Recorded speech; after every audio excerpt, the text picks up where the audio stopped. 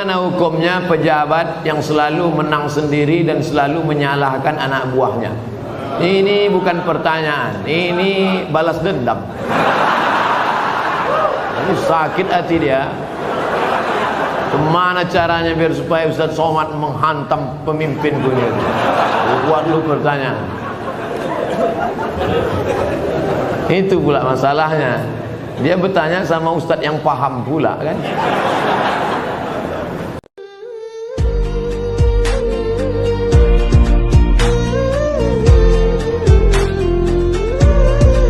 Ustaz yang paham pula kan. Nabi berkirim surat kepada Raja Romawi, namanya Heraklius, Herkal. Apa kata Nabi? Aslim taslam. Kalau kau masuk Islam, kau selamat. Falaka ajrani, kau dapat 2 pahala. Kalau engkau baik, rakyatmu semuanya selamat dan kau dapat 2 pahala. Itulah enaknya jadi pemimpin. Karena kalau dia baik, rakyatnya baik, dia dapat 2 pahala. Tapi kalau kau tidak baik, falaka dzambul arisiyin, semua dosa anak-anak buahmu kau ikut menanggungnya. Oleh sebab itu maka yang paling pertama dapat naungan di akhirat nanti, sab'atun yuzilluhumullah, 7 golongan dapat naungan Allah. Saat itu naungan tak ada panas terik, tak ada atap. Di antara yang dapat naungan yang pertama bukan ustaz, yang pertama bukan ulama, yang pertama al-imamul adil, pemimpin yang adil. Tapi negara kita negara demokrasi. Kalau ada pemimpin-pemimpin kita yang zalim, yang menyalahkan orang, kita bisa lapor ke atas. Ada laporan, bapak-bapak pegawai kepala dinas lapor ke Pak Wali Kota. Pak Wali Kota ada laporan ke atas, ada atasan, ada BPK, ada Inspektorat Jenderal, ada macam. Bapak-bapak polisi, tentara lapor ke Propam, ada atasan yang bisa kita laporkan. Kalau takut kirim surat kaleng. Jangan fitnah. In ja'akum fasiqun binaba'in, kalau datang orang bawa berita palsu, fatabayyanu, klarifikasi. Nah, salah tak selesai dengan ditulis di wall Facebook, tapi harus diselesaikan. Wa amruhum syura bainahum, diselesaikan dengan musyawarah. Seorang laki-laki pakai emas dalam solatnya, apakah solatnya sah? Emas itu bukan babi, kecuali dia membawa rantai babi, baru Arab. Emas tidak. Emas kalau dipegang, wudhu kita tak batal, solat kita pun tak batal. Tapi Nabi mengharamkan pakai emas. Ini mesti dipahami. Emas kalau kita masukkan ke kantong, dibawa solat, Allahu Akbar, solat sah. Tapi memakai cincin emas haram. Bapak-bapak yang pakai cincin emas, buka sekarang juga. Tak ada gunanya pengajian. Tak ada guna pengajian. Nantilah mubazir mengaji. Bapak-bapak yang sekarang pakai cincin emas, buka sekarang juga. Tak perlu tunjukkan, pelan-pelan aja dari bawah.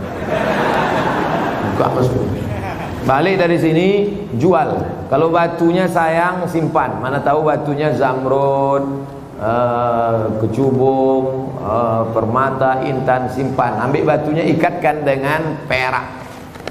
Cincin saya emas putih Pak Ustadz. Emas putih itu emas. Emas putih itu emasnya 80, nikelnya 5. Emas putih itu emasnya 80%, nikelnya 5%, peraknya 18%, peraknya 15%. Maka warnanya putih, tapi dia emas juga. Jadi kalau mau buat cincin, perak saja. Ini cincin perak. Batunya zamrud, asli.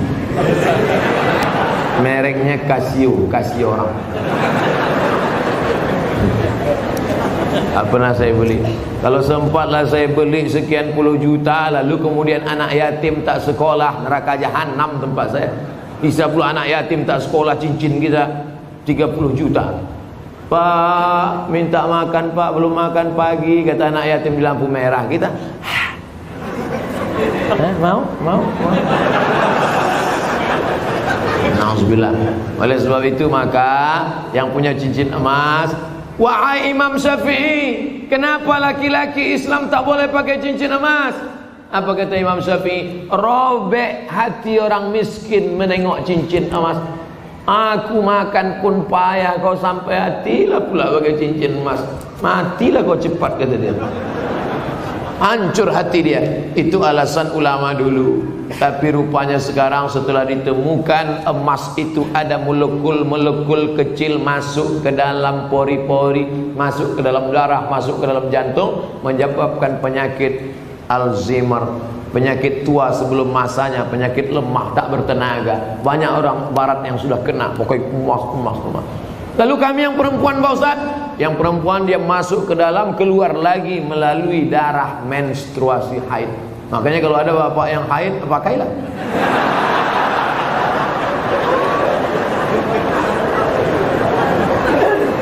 Saya selalu ketiduran, tak dapat sholat subuh. Orang yang tak sholat subuh karena ketiduran, ada hadisnya. Man nama, siapa yang tidur, walam yusalli, sampai tak sembahyang subuh, balas syaitanu fi uzuni, setan kencing di telinganya. Yang tadi tak sembahyang subuh, itu tertulis di sini, toilet setan. Makanya ceramah ini harus terus diamalkan. Balik dari sini, pergi ke toko jam di Tanjung Pinang, cari dia. Mbak, apa jam yang paling mantap di sini? Nah, ini satu. Tanya dia, ada tak jam yang bisa menyipak? Asal jam 5 menyipak dia, kalau pang. Sampai bangun subuh. Ibu-ibu yang membangunkan lakinya, rahimallahu mura'atan, Allah mencurahkan rahmat pada laki-laki, aiqadha ahlahu, yang membangunkan istrinya untuk sholat subuh. Bangun mama bangun. Bangun ibu. Tapi sekarang tak jelas lagi dunia ini, Ustaz. Entah siapa yang membangunkan, entah siapa yang dibangunkan. Ibu tu pula yang membawa air setimba. Bangun.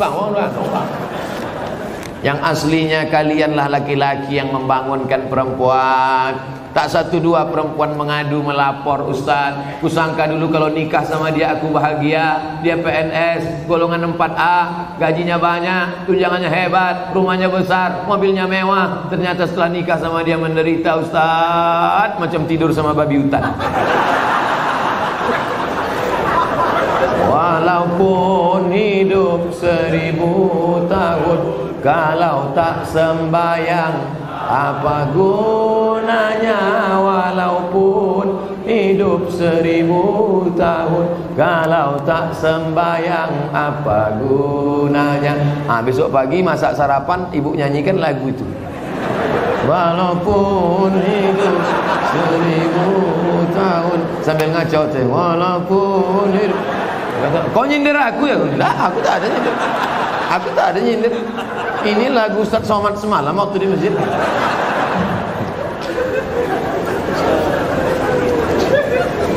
Ustaz, apa sah laki-laki sholat di rumah tapi tak di masjid?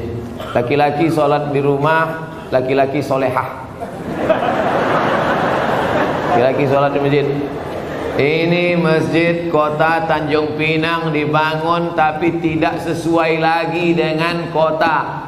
Tidak sempat lagi bisa dilebarkan. Parkir sudah sulit, masyarakat sudah tertampung lagi. Makanya mesti dibangun nanti di lokasi yang baru, masjid yang lebih besar lagi. Amin. Yang ini tetap ramai, yang sana tetap ramai. Tengoklah, tak muat lagi orang sholat. Orang Tanjung Pinang ini kaya-kaya, tiang masjidnya emas. Ilaha illallah. Luar biasa. Orang susah mencari emas. Laki-laki di Tanjung Pinang tak ada yang pakai emas, karena mereka mau menunjukkan kayanya bukan dengan cincinnya, tiang masjidnya emas. Hebatnya lagi di Tanjung Pinang, walaupun tiang masjidnya emas, tapi jendelanya tak pakai kosen. Menunjukkan apa? Aman. Tanjung Pinang aman, tak ada pencuri. Kadang-kadang kita masuk ke salah satu masjid, kotak infak dicor. Kotak infak pakai rantai besi, pakai gembok. Di sini aman. Coba tengok masjid, lampunya pula macam lampu Masjid Nabawi. Luar biasa, hebat. Entah emas tak kuningan.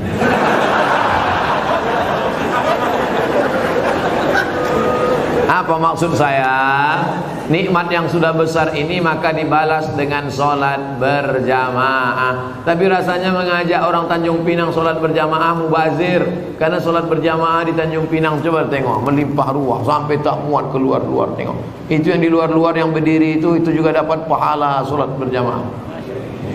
Kalau sholat, tak sholat mana mau dapat? Layan tayanna, mereka yang tak datang ke masjid, jangan ulangi lagi. Yang sholat di kantor, yang sholat di rumah, yang sholat di kamar, jangan ulangi lagi, kata Nabi. Kalau kalian tetap sholat di rumah, la uharriqanna alaihim buyutahum, ku bakar rumah mereka. Nabi yang bilang, kalau kalian sholat di rumah, ku bakar rumah mereka. Kalau hidup Nabi sekarang, bertambah hotspot titik api. Saking banyaknya rumah yang dibakar Nabi. Berasap lagi. Ustaz janganlah sebut-sebut asap. Asap Tanjung Pinang ini kan dari kampung Ustaz juga. Saya tahu, ku tahu apa yang ada dalam hati. Sebelumnya dari malam saya niat sholat subuh, tapi saya bangunnya jam 6 pagi waktu setempat. Apakah masih boleh sholat? Ini bukan menanya, menawar ya.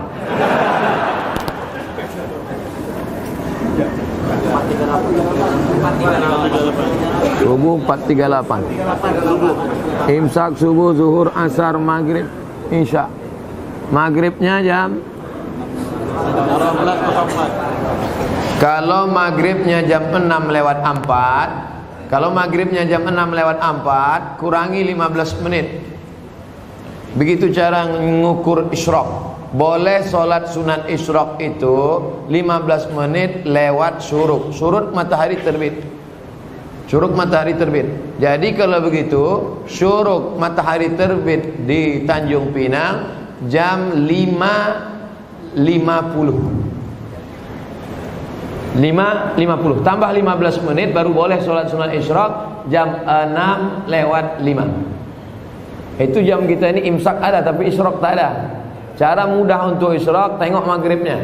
Jam berapa maghribnya, begitu boleh isyraq. Kalau maghribnya jam 6 lewat 4, maka boleh sholat sunat isyraq jam 6 subuh lewat 5. 15 menit sebelum itu subuh sudah habis. Maka di Tanjung Pinang untuk saat ini subuh sudah habis jam 5.50. Kawan dibangun jam 6. Ini kencing toilet setan juga. Oleh sebab itu jangan sampai tak sholat subuh. Bangun sholat subuh walaupun lambat jam 5.30, ada waktu 20 menit lagi, jangan langsung sholat subuh, tapi qabliyah subuh. Karena qabliyah subuh khairum minad dunya wa ma fiha. Usolli sunnata subhi rak'ataini qabliyatan. Rakaat pertama qul ya ayyuhal kafirun. Rakaat kedua qul huwallahu ahad. Baru iqamat, baru sholat subuh. Jangan tinggalkan qabliyah subuh. Jangan tinggalkan qabliyah subuh walaupun terlambat. Apakah ambil zakat menunggu orang minta zakat atau mencari yang wajib zakat menerima zakat? Khuz, ambil. Ambil zakat, khuz, ambil. Bukan, hai orang beriman, berzakatlah. Yang mau zakat silakan, yang enggak mau enggak apa-apa. Bukan begitu bunyi ayatnya. Khuz, ambil. Makanya yang punya jabatan kekuasaan buatkan perda, peraturan daerah, bayar zakat. PNS, ASN, perusahaan, BUMN bayar zakat ke Basnas. Yang tak mau bayar zakat, teken materi 6.000, siap dipindahkan ke sejauh mata memandang. Bisa apa tak bisa? Sudah, kata Pak Wajib. Sudah diterapkan. Langsung zakat potong atas. Abdul Somad jadi tim sosialisasi zakat provinsi 5 tahun. Bayarlah zakat. Tak takut orang. Tak ada jabatan, tak ada kekuasaan. Tapi begitu bupati tanda tangan perda bayar zakat, langsung 10 miliar. Selama saya ceramah, yang paling besar zakatnya Aceh Barat, Meulabu, 15 miliar kabupaten. 15 M. Pas saya ceramah sana, saya tak tahu. Saya pun ceramah. di kampung saya di Riau ada kabupaten 10 miliar. Mereka senyum-senyum. Pas makan, berapa tadi Ustaz? 10 saya bilang. Kami 15 katanya. Dalam hati saya, Abdul Somad akan datang kalau mau ceramah tanya dulu. Pastikan kita lebih besar. Maka saya ingat betul itu. Mau labuh itu 15 dulu 4 tahun yang lalu. Sekarang lebih besar lagi. Bagaimana cara menegur khotib yang lupa rukun khutbah? Kasih tahu, Pak Khotib lupa rukun khutbah 5. Semua laki-laki di sini wajib bisa khutbah. Karena mana tahu nanti pergi ke pulau, kebetulan ditugaskan Pak Wali pergi ke pulau. Sampai di pulau ada sholat Jumat. Apa kata pengurus masjid? Hari ini Jumat tidak jadi karena nggak ada khotib. Karena khotib mencret. Karena khotib demam. Maka PNS yang datang tadi berdiri, saya bisa jadi khotib.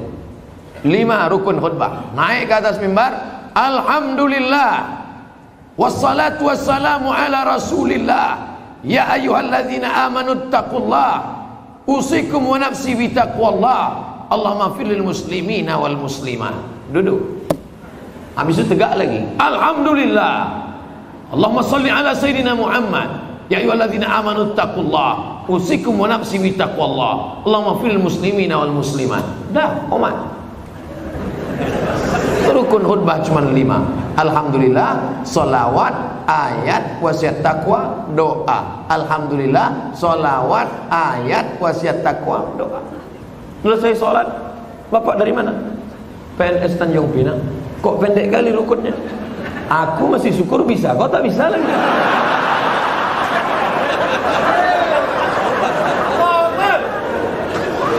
Nah, insya Allah selesai ceramah ini semua PNS ASN Tanjung Pinang bisa jadi khotib, betul?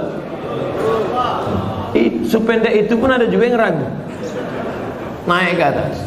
Nanti latihan dulu, karena kadang walaupun kita hafal, karena grogi naik ke atas hilang juga yang 5. Pas naik ke atas, latihan. Alhamdulillah. Wassalatu wassalamu ala rasulillah. Ya ayyuhalladzina amanu taqullah, usikum wa nafsi bitaqwallah, Allahumma firlil muslimina wal muslimat. Duduk. Karena khutbah mesti 2. Besok naik lagi.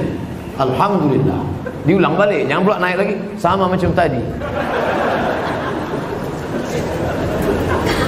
Apa pendapat Ustaz tentang film The Santri yang tidak mencerminkan kehidupan pesantren yang sebenarnya dan disutradarai oleh Livi Zeng yang kontroversi itu?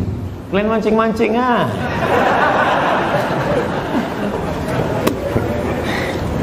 Udah banyak komentar udah. Ikuti aja yang udah ada tuh. Saya yang beban lama aja belum selesai lagi.